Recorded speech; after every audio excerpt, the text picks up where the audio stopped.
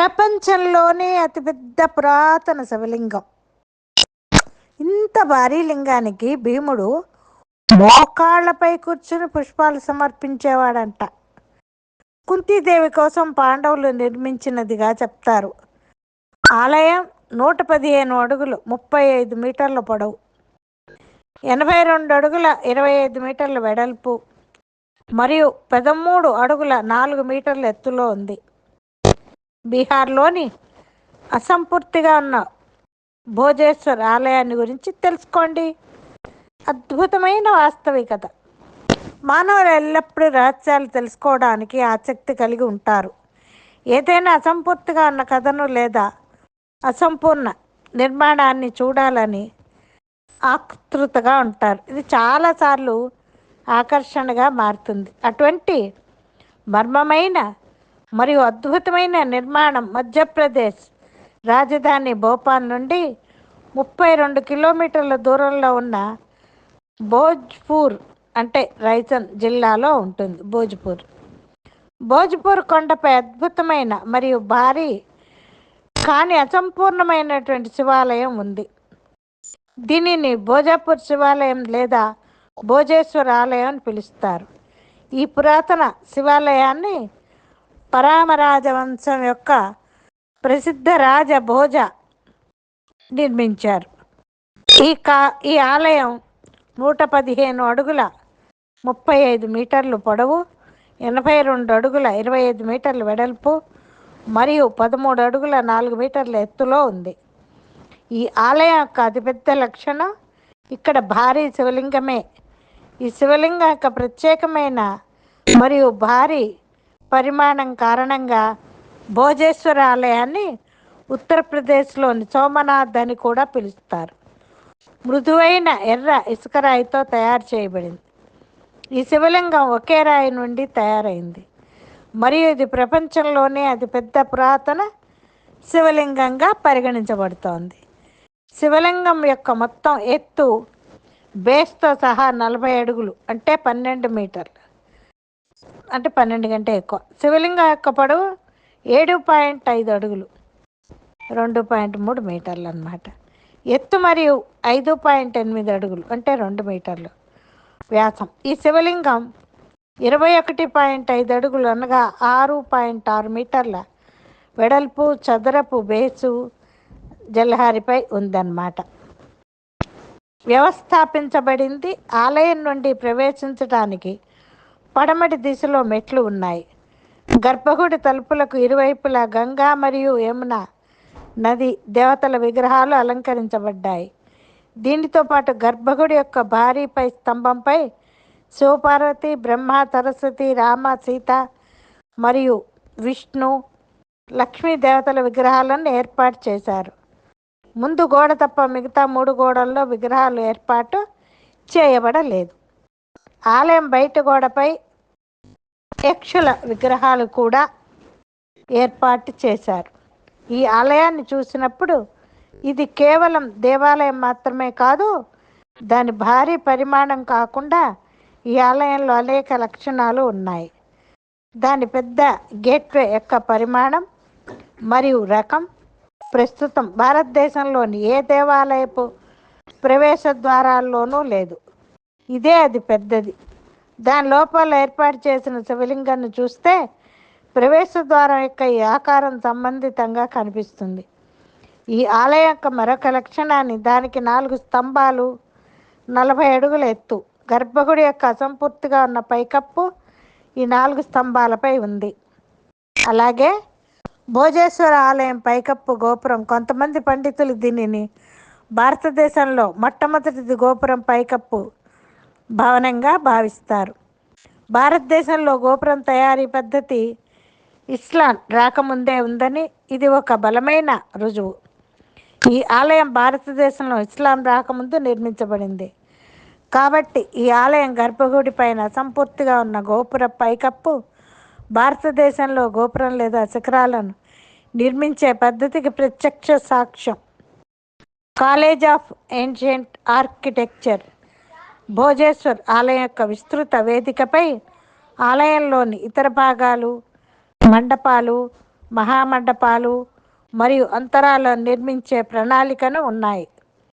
ఆలయానికి సమీపంలో ఉన్న రాళ్లపై నిర్మించిన ఆలయ ప్రణాళికకు సంబంధించిన పటాల ద్వారా ఇది చూపబడుతుంది.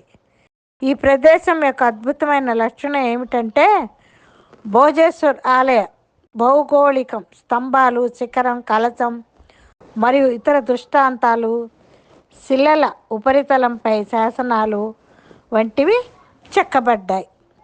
మనం చుట్టూ చూస్తే ఆలయంలోని ఇతర భాగాలు, మండపం, మహామండపం మరియు భోజేశ్వర ఆలయం యొక్క విస్తృత వేదికపై ఉన్న ఖాళీలను తయారు చేసే అద్భుతమైన ప్రణాళిక ఉందని తెలిసింది. ఆలయ నిర్మాణ ప్రణాళిక యొక్క పటాలు మరియు ఇతర వివరాలను పక్కనే ఉన్న రాళ్లపై చెక్కారు. దేవాలయ ప్రణాళికకు సంబంధించిన పటాలను స్పష్టంగా చూడవచ్చు. ఈ నిర్మాణ స్థలం సమకాలీన చేతివృత్తుల వారు, వాస్తుశిల్పులు మరియు ఇంజనీర్ల కోసం ఒక కళాశాల లాగా ఉందని, అటువంటి స్పష్టమైనటువంటి పటం మరియు ప్రణాళిక ఉంది.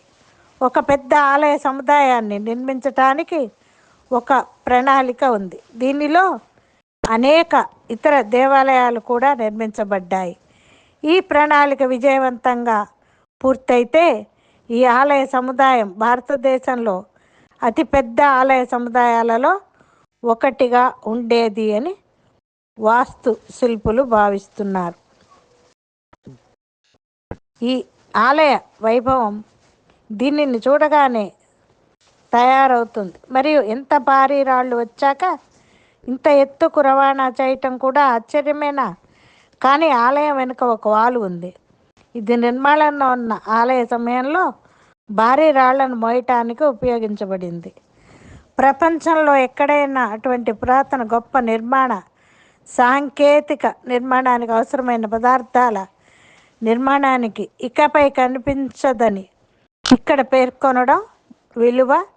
భోజేశ్వర్ ఆలయంలో 70 టన్నుల బరువున్న భారీ రాళ్లను ఆలయ పైభాగానికి ఎలా రవాణా చేశారు అనే దానికి ప్రత్యక్ష రుజువుగా చూడవచ్చు.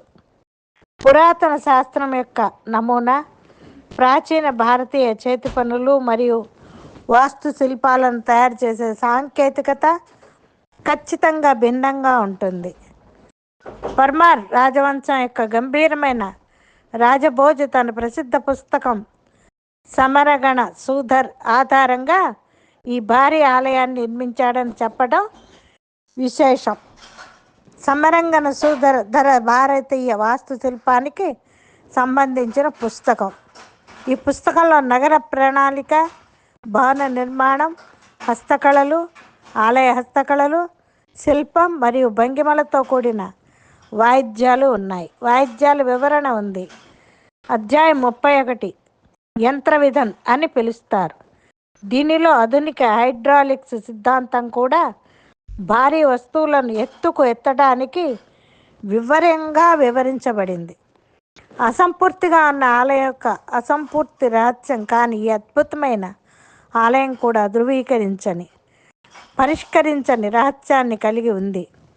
భోజేశ్వర్ ఆలయ నిర్మాణం అసంపూర్ణంగా ఉంది. నిర్మాణ పనులను వెంటనే ఆపివేసి ఉండాలని తెలుస్తోంది. దాని నిర్మాణం ఎందుకు అసంపూర్తిగా ఉంది అనే దానిపై చరిత్రలో ఎటువంటి ఆధారాలు లేవు. అయితే ఈ ఆలయాన్ని ఒకే రాత్రిలో నిర్మించాల్సి ఉందని ప్రజల అభిప్రాయం.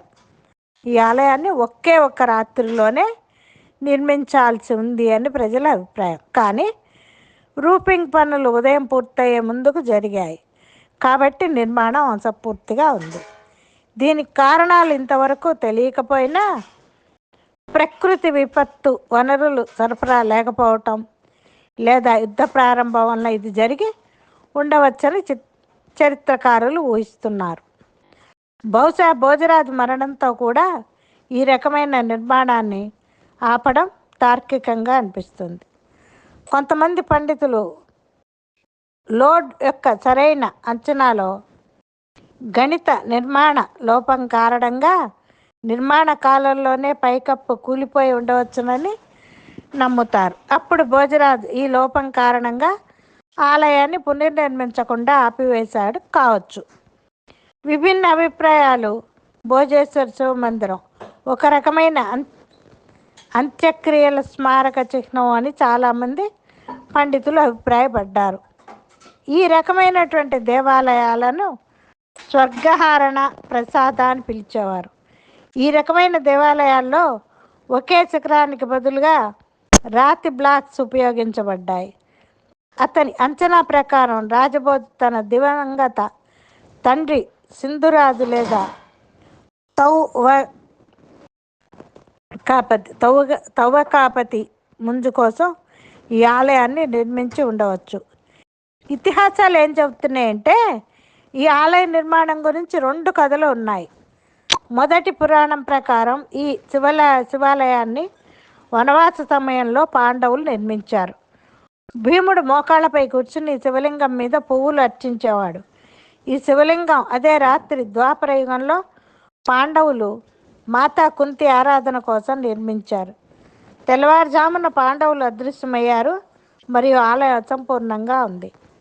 దీంతోపాటు ఈ ఆలయానికి సమీపంలో బేత్వా నది ఉంది. కుంతి కన్నుని విడిచిపెట్టిన పురాణం కూడా ప్రబలంగా ఉంది. రెండవ నమ్మకం ప్రకారం ఈ ఆలయాన్ని 11వ శతాబ్దంలో మధ్య భారత యొక్క పరమ రాజవంశం రాజభోజదేవ్ నిర్మించారు. రాజభోజదేవ్ చాలా గంభీరమైన మరియు నేర్చుకున్నటువంటి రాజు. అతను కళ, వాస్తుశిల్పం మరియు అభ్యాసానికి గొప్ప పోషకుడు పరిగణించబడ్డాడు. అతను 11 కంటే ఎక్కువ పుస్తకాలను కూడా రాశాడు. ప్రస్తుతం ఈ ఆలయ చారిత్రక స్మారక చిహ్నంగా భారత పురావస్తు సర్వే ఆధ్వర్యంలో ఉంది. ఈ ఆలయానికి అంకితమైన పురావస్తు మ్యూజియం కూడా ఈ ఆలయానికి సమీపంలో నిర్మించబడింది. ప్రతి సంవత్సరం శివరాత్రి సందర్భంగా రాష్ట్ర ప్రభుత్వం భోజ్పూర్ పండుగను నిర్వహిస్తుంది. సర్వేజన సుఖినో భవంతు.